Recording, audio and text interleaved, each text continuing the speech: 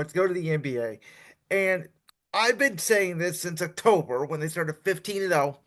I don't care about this recent slide. I don't care about the Celtics. I really don't care about the Thunder.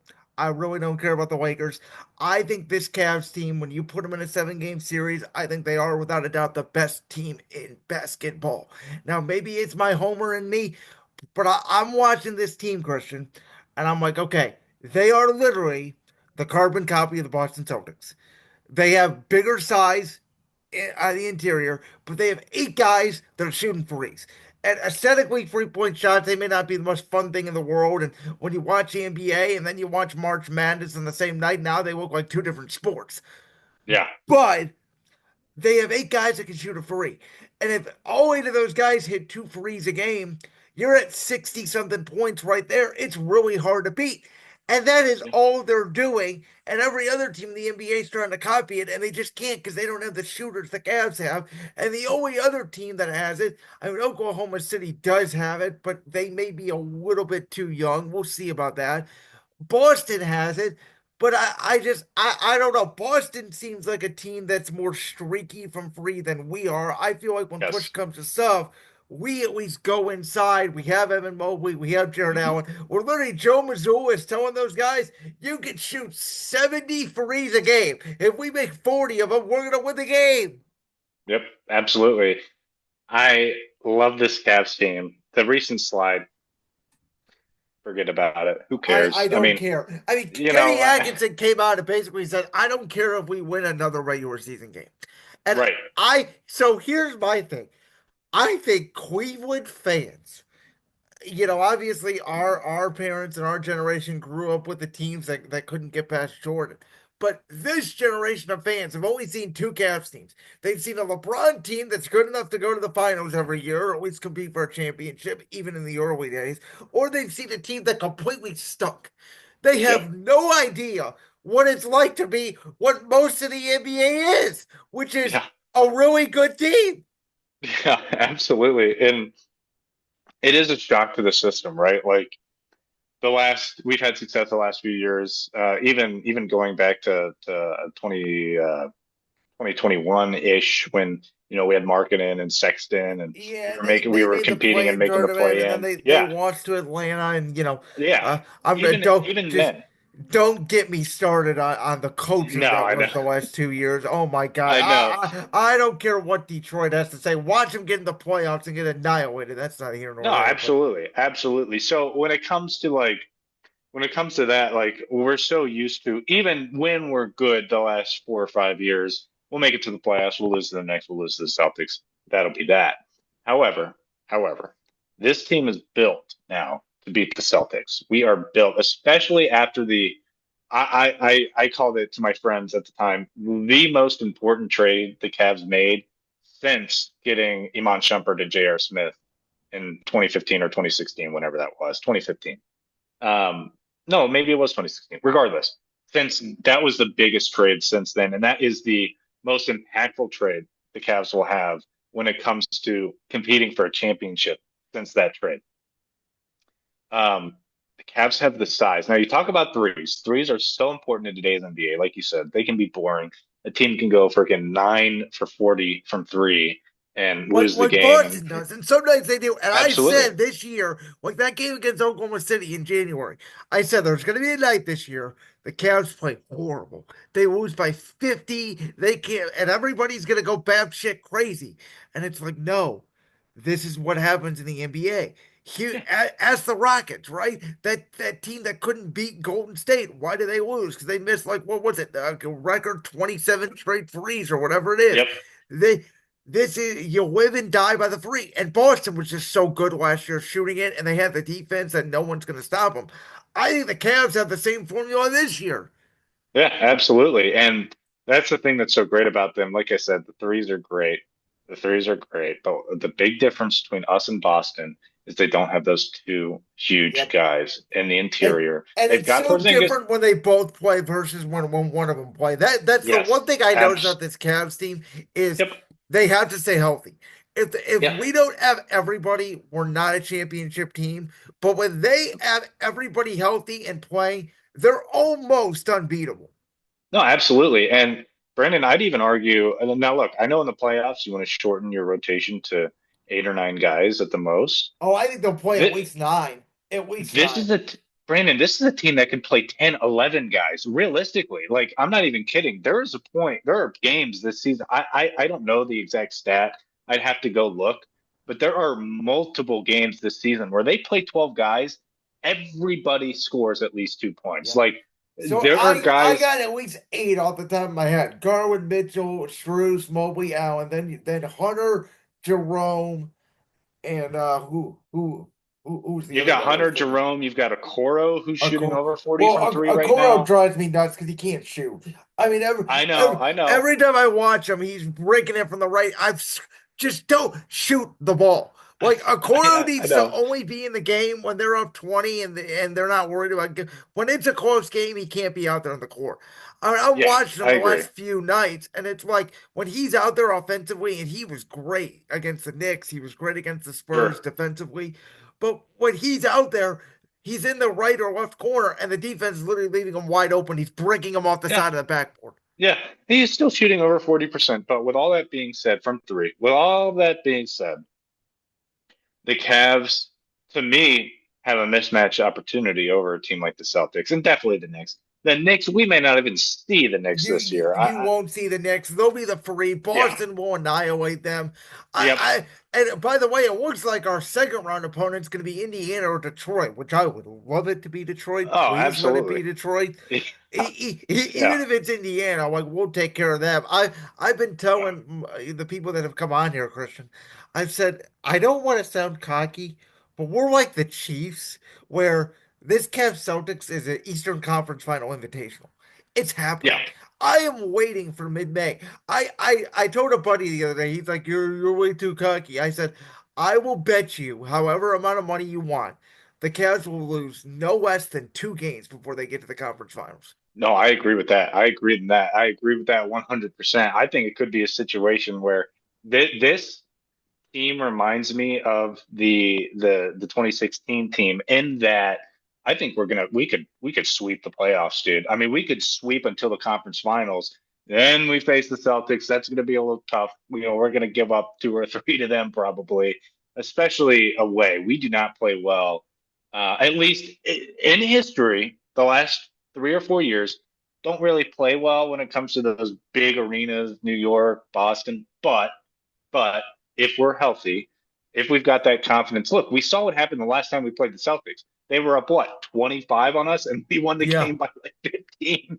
Like, or even the last time we played the Knicks. It was like 28-3. And, Yeah, and then we still this win the game. team does get off to a slow start, but it's very Golden State-esque. I mean, Yes. remember Golden State? They would, for lack of a better term, screw around for a half, and then they Yeah. come on in the second half and it'd be 15-0 bomb, and it's like ball game. Yep. Absolutely. And that used to piss me off so much about the Warriors too, because You used I to be like, we remember. got him. Steph's not having a great night. We're in this. Bam, bam, Yep. bam. And the Cavs, like Sam Merrill, like Yeah. he's coming. He is a real shooter. And when Yep. you have him, when you have Hunter, when you have Strus to go along with Garland, Mitchell, and it looks like Evan Mobley is all of a sudden becoming a unicorn. And that's the key Yeah. to me. Is Evan Yeah. Mobley, I think if he becomes without a doubt better than Garland and your number two, you have a championship team. Brandon, I've thought this for a while, just seeing him play. His intensity right now is so high. When we get Brandon to the playoffs, he is going to be, I think he's going to be a freaking monster. I Do think he's you think going to he wake becomes the up best player, even better than Mitchell potentially? Brandon, not only on the Cavs, there's a chance Evan Mobley is the best player in the Eastern Conference Wow. playoffs this And year. see, that's the other I, thing too. The East is so weak. You couldn't push back. I mean, it's Milwaukee's done. Who yep, Giannis can put up all the stats they want. Who cares? yep, Like the conversation for best player in the East right now is Jason Tatum and Donovan Mitchell, which is no, absolutely, which is sad. I mean, it's the absolutely. state of the East and how stacked the West is. It's kind of sad that these Yep. guys that aren't considered all premium players are the best in the East, but that's what we're dealing with, and I'm taking advantage of it all I want. Absolutely. Oh my God, absolutely. And again, I, now this may be cocky to say, like I said, like you said, but I truly think if Evan Mobley turns it up just even a notch and eats, dominates, he could do so much. He could take the freaking ball off the court, Brandon, and I play love the point fact guard, he's bringing the drive the ball up the lane. court. Me I too. love it. You know how much I was screaming for that when JB was here, and No, we he didn't. He just never never did did it it. ever. Brandon, I know you and I have such big problems with JB. So many things we agree with JB. Dude couldn't come up with an offensive They play to save couldn't his even freaking inbound the lives. ball. Remember me? I was like, I've never seen a team that can't inbound the ball in a late game situation and save their lives. And they even practice Yeah, to this go dude from looked there. like And my by high the way, school. I was so shocked this year because when Ken got hired, I was like, okay, it's an upgrade over Pickersaft, but I didn't see this. No, I was like, oh yeah, they'll be good, and they'll probably get smacked by Boston again, and we're gonna have to do this whole conversation as nobody. his cat is now entering the screen. He's so He excited loves about the Cavs. he's so excited about this Cavs talk, man. Like I don't know, and I've been saying this by the way for the record the NBA's been beat up this year, right? I mean, it's taken a beating in terms of publicity and the ratings Yep. and the Yep. conversation and all that. What this league needs, it's not Lakers Celtics finals like everybody thinks it is. It's Lakers Cavs. Like Oh my God. it is the storyline of all storylines that would put the NBA back on the map because we're in April right now. People are talking about March Madness and Cooper Flag more than the NBA. Absolutely. And I love that you brought up Lakers Cavs. That is my dream final scenario. Now, another dream final scenario is Cavs Warriors. That would Oh be, my can God, yes. you imagine And no Cavs no Warriors? disrespect to Oklahoma City. They've been the best team all year long in the West. Of I course. do feel like outside of SGA, and people have been trying to argue with me about Jaden Williams and Chet Holmgren, but I don't feel like those guys are number two consistent scorers yet. Like Yep. they gotta prove Oklahoma City's the team that's gotta prove it to me that they can go through and win it, and they certainly could. But you got the Lakers out there. You got Golden Yeah. State out there. Even Denver and Nikola Jokic, who's my God, Yeah. I've seen him live. He is phenomenal. Oh, absolutely. Like I don't know. There's something about the West where it's like I feel like Oklahoma City, even though they're the one seed, is a year away. Do you kind of agree with that? No, I agree with you. I agree with you 100%. They're so young. They kind of remind me. I mean, even the last couple of years with the Cavs, like there were points in the season where they were the number one seed, but they weren't. They obviously didn't finish that way the last Yeah. few years, but they weren't truly the number one seed. You know, there was still the Celtics, there was still the Knicks, um, and those are the teams that ended up above them those years. But the West is tough, man. The West is tough. You cannot count It out is the every Nuggets. star in America. Yeah, I absolutely. mean you could Absolutely. I mean SGA, Jokic, LeBron, Luca, Yep. even Kawhi Leonard if he's healthy, right in the Clippers and John Moran or whatever's going on in Memphis. And then you Yep. got Houston's guys with Ahmed and Jalen and Sengun, and then you talk about even teams that aren't going to be in the playoffs, like a Durant or a Wembenyama, like the West is insane, and the East basically has Donovan Mitchell and Jason I Tatum. And know. if you want to throw Giannis in there, go ahead. But the Bucks have been a mere memory for the past few years. No, absolutely. Absolutely. So when it comes to that, like, yeah, I think it's, and I don't want to be too like confident about it because look, the Cavs could lose to the Celtics. They could. I mean, it's something that could happen. I I just think don't it's think it's going to finals or happen. bust. I think losing to I them is a agree. disappointment. And people are like, I "Oh, you 100% got to agree. take baby steps and all." I'm like, "This team will not be. They will not be as good this year as they are next year." I Well, think we it's took, I think it's hard to do what yeah. they did this year again. Absolutely. We took those baby steps already. That's what the last few years were for. Yep. Now it's not time for baby steps. It's time for big boy steps. Time to actually Yeah. start doing Like stuff and Cavs, winning. Cavs Lakers final, I wouldn't care who wins, by the way. I feel like Yeah. it's the greatest storyline, I think, in the history of the NBA. with everything going on with the Luka trade from him going to Dallas to LA to LeBron facing his former team after they went all the way to the basement, they had to climb all the way back up to the Lakers who were in the basement to back to the finals. It's poetic. It would be now. Obviously, I would want the Cavs to win, and I would be disappointed if they lost the finals against the Lakers. However, the the impact, the meaning of them beating the Lakers in the finals against LeBron, against Luca, especially against LeBron. I mean, obviously that storyline is obvious. The meaning of that would mean, Brandon, it would mean more, so much more than LeBron coming back and winning one here. It would. It simply would. And people, Yeah, it's close. you may disagree with me, but That listen first though, one just meant so much to so many people, I think. Of course. But for me, maybe it's a younger fan thing, right? Like you said, you made the point. All we've seen is success with LeBron and no success without. Yeah. Doing that, winning the finals against your former savior, the dude who saved Cleveland sports, who literally was the economy in Cleveland for 10 years. Like literally, that was the main economy in Cleveland. If you beat him without him, if you win a finals without that man, you not only show we're the best team, the best damn team in the NBA, but you also show, look, we can be better. We can be the best team in the NBA without the greatest player of all time, which is so impactful, so important to me as a young fan. I love LeBron. LeBron is probably my favorite athlete of all time.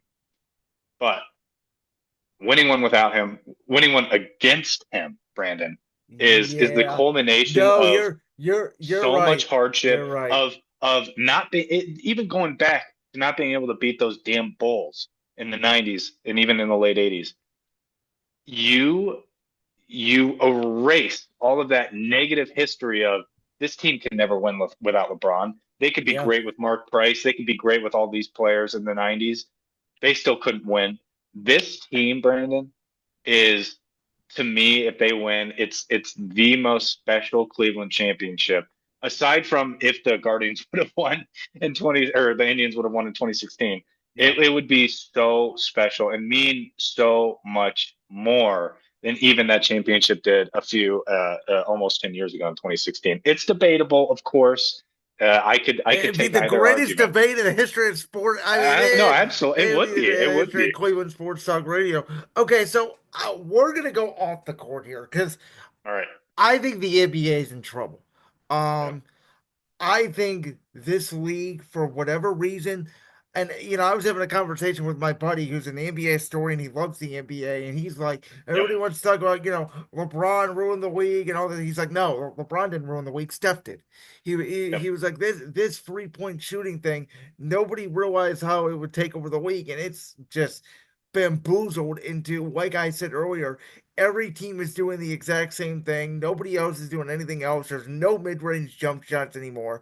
The ratings are falling off a cliff. Guys are not playing back to backs. The regular Yep. season doesn't seem important anymore. And I get they get these media rights deals and all that, but I've never heard so many of my family members, and maybe it's because they're the older generation, but I've asked them, around the holidays and stuff this week. I'm like, hey, have you been watching the Cavs? And they were like, I know they're good, but the NBA bores me. Like, Yeah. and I think it's a major issue. I think the All-Star game is a major issue that they need to completely re-all and do with. Like, I think this league right now is, and they're getting beat up by the NFL on Christmas. Like, I don't know Yep. what it is about the NBA. They're refusing now to market their big stars like their SGAs or Anthony Edwards. They're hanging on the hopes of LeBron and Steph and Durant. Like, I don't know, man. This league's taking a beating. Yeah, no, it is. And I think a big part of that is they don't have a star right now. Like, yeah, LeBron's still in the league. Yeah, you could say he's one of the best players in the league, but you've got Jokic, who's clearly the best player in the league, right? This dude doesn't. He could give a care less about basketball. He doesn't even Jokic, care. Jokic is like LeBron at this point to me, where he should win MVP every single year Yeah, until he absolutely. retires. And he's absolutely the thing about Jokic is, except for his play, he's completely unmarketable. He's not in commercials. He's not showing his face really that much on interviews on Basketball TV is his after the hobby. game or Like, let's be yeah. real. Yeah, honestly, no, it is. Even that, it's like you could even say basketball is his job, and he's got other hobbies, which includes riding horses and doing things like, betting on horses and stuff. Like, um, which is fine. You're allowed to be that way if you want to be in the NBA, but it's not very marketable, right? They don't have a marketable guy now. You look at other stars. John Moran, great young player. I mean, great, electric young player. Really shined and showed himself during, March Madness and college basketball and all that stuff, right? And that's sort of where he got his notoriety. He's not marketable. This dude's, acting like he's got a gun in every single game. He's shooting every. And then you've got Anthony Edwards. To me, Anthony Edwards is one of the most talented players the NBA has seen in quite some time. However, not very marketable. The dude does not have a great attitude off the court. He's got some things going on off the court He that are even very said, I don't want to be troubling. marketable. No, absolutely. No, he did. He said, I don't want to be that guy.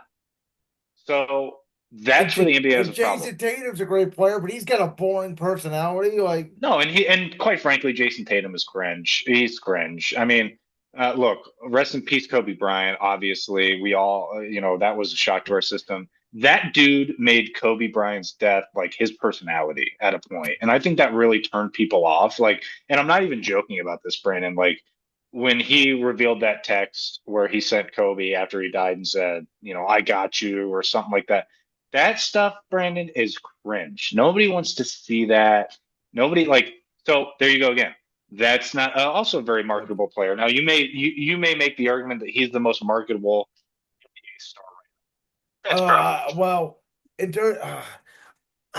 I want to besides say it's LeBron, I obviously. want to say it's Wemby, but like he's so internet, he's so good, but No, you're right. But he's so international, and like Luka complains too much about the refs. I love him, but he complains too much, and yeah, it's crazy. Like I said this.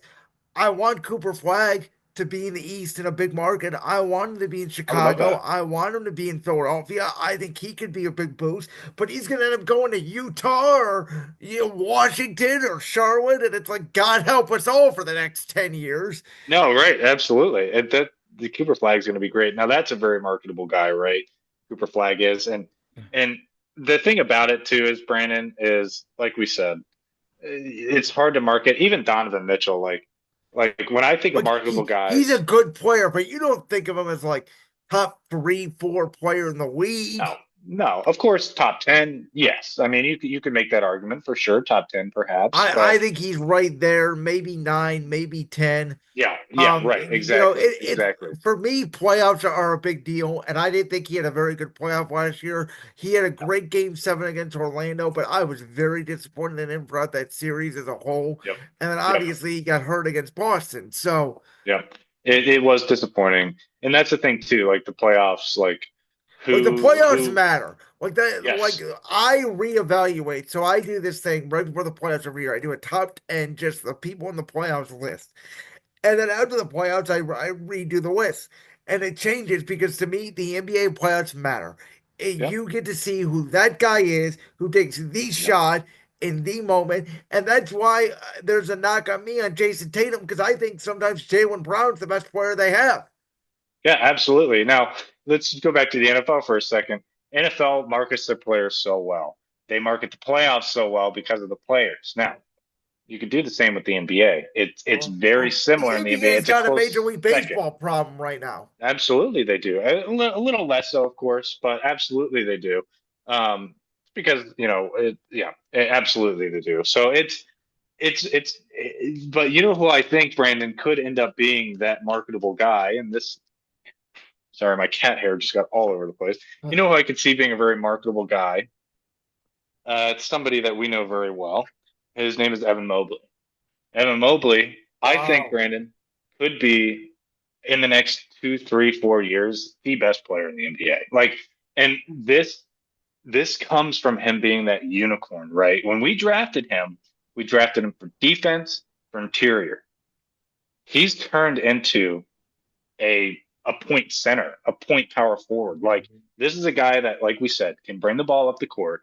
This dude can shoot threes. This dude can make threes. This dude can shoot it over anybody. This dude can block any shot. There was a game that we played against the Suns very recently, and I keep going back to this when I talk to my friends about Evan Mobley and how great I think he could be. He blocked Kevin Durant's shot at the apex Yep. of Kevin Durant's shot. You know how hard that I is? don't think Now, anybody's ever done it. no, you know how hard that is? That is probably almost as hard as hitting a 99-mile-per-hour Emmanuel Classic Yeah. in the MLB. You know what I'm saying? Like, it is hard to do that, Brandon. And so you see stuff like that. His defensive prowess, he's probably, in my opinion, he should win Defensive Player of the Year this year, especially after Wemby went down. He should. He's got the best defensive efficiency stats in the NBA right now. And he truly has the last couple of years, right? When you culminate all of it together. I think Evan Mobley could be that guy. Now, he needs to up his point per game totals. He needs to up things like that. I think he could be the guy that could be that marketable face of the NBA, could be that guy that they look at, especially if the Cavs, let's say they win the finals this year. Let's say they're in the finals, twice over the next 5 years. If that's the case, if they're a team that's competing like that, Evan Mobley is going to be a guy that free agents want to come and play with, that the Cavs could be a dominant force in the NBA because of Evan Mobley for the next 10 years, Brandon. I mean, realistically, they could. And whether or not he's the best player in the league, that remains to be seen. But I think he could be. And he reminds me a lot, Brandon, of Giannis. Giannis was very raw when he came out. Mobley was better when he came out in the draft than Mobley's Giannis still a was, better shooter obviously. now. I mean, that's the thing. Absolutely he is. Absolutely he is. If he can get to that level of domination, which I truly think he can, and Brandon, I'm telling you, we're gonna see it in this playoffs. If he can get to that level, it's over for the East. It's over for the Celtics. It's over for the Knicks. It doesn't matter who the hell the Knicks get. You can sign as many people as you want. It's over for them. I mean, you're not going to see Kristaps Porzingis at the same level as you're going to see Evan Mobley Yeah. this playoffs. You're not going to see those sort of things. So Music to my ears. Like that clip from the Friends World podcast? If so, make sure you go down there and hit that subscribe button. While you're down there hitting the subscribe button, make sure to also hit the notification bell so you never miss another upload. And make sure you check out all the other clips from the Friends World podcast right here on YouTube.